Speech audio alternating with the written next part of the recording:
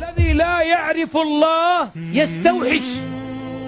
الدنيا دار كدر، الدنيا دار حزن، الدنيا لا تصفو. واللي يظن 1% أن الدنيا ستصفو له هو لا يعرف الدنيا. تصفو لك وما صفت لمحمد عليه الصلاة والسلام.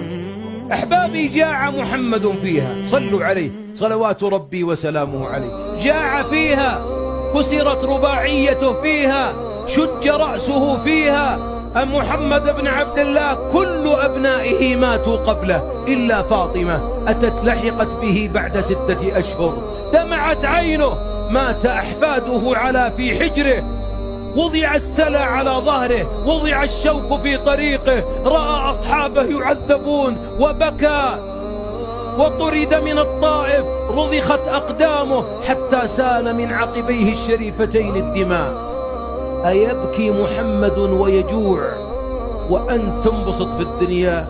لو كانت الدنيا تساوي عند الله جناح بعوضة لما كانت الدنيا دار حزن وكدر، لكان محمد فيها عليه الصلاة والسلام ملكا رسولا. لكن الله لا يريد يعطي أولياءه من هذه الدار.